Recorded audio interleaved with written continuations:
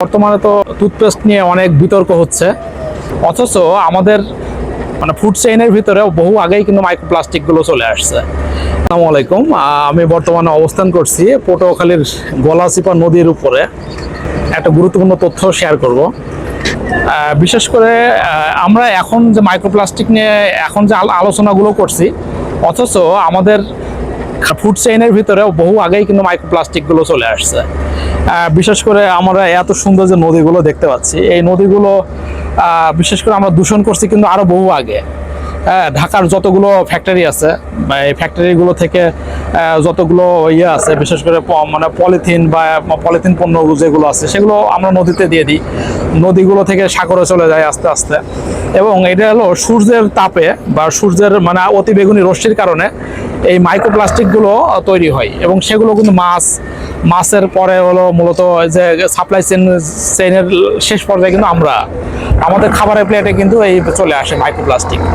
আমাদের বডিতে কিন্তু ঠিক এইভাবেই ঢুকে যাচ্ছে, এবং আলটিমেটলি আমরা কিন্তু বিভিন্ন ধরনের জটিল থেকে কঠিন রোগগুলোতে কিন্তু আমরা আক্রান্ত হচ্ছি মাইক্রোপ্লাস্টিকের কারণে। বিশেষ করে আমরা টুথপেস্ট যেটা বলছি, টুথপেস্ট তো আমরা ব্রাশ করার পরে ঠিকই তো আমরা এগুলো কুলি করার মাধ্যমে চলে যাচ্ছে বাইরে, কিন্তু খাবারের মাধ্যমে যেসব মাইক্রোপ্লাস্টিকগুলো আমাদের বডিতে ঢুকছে সেগুলো কিন্তু আমাদের বডির বিশেষ অর্গানগুলো কিন্তু সেগুলো ক্ষতিগ্রস্ত করছে। সেগুলোর কার্যক্ষমতা কমে যাচ্ছে, আলটিমেটলি কিন্তু আমরা বিভিন্ন রোগে আক্রান্ত হয়ে মারা যাচ্ছি।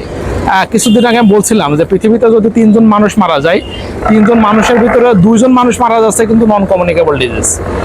বিশেষ করে এই যে মাইক্রোপ্লাস্টিক সহ বিভিন্ন ধরনের খাদ্য ভেজাল, এই কারণেই কিন্তু এই ঘটনাগুলো ঘটছে।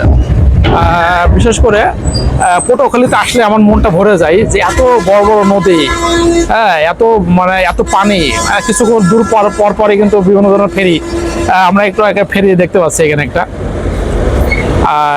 এখানে ছোট ছোট নদীতে এই ছোট ছোট নদী পার হতে গেলে মূলত ফেরি ব্যবহার করা হয়। এই প্রাণটা ভরে যায় বিশেষ করে পটুয়াখালীতে আসলে, কিন্তু পাশাপাশি কিন্তু আতঙ্কিত হই যে এই নদীগুলো যে বাংলাদেশের প্রাণ, সেই নদীগুলো কিন্তু আবার বিভিন্নভাবে কিন্তু দূষণ হয়ে যাচ্ছে।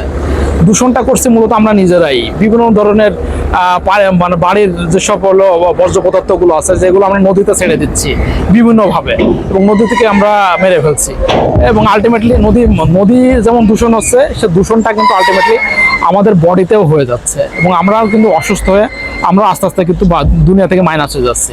ধন্যবাদ সবাইকে।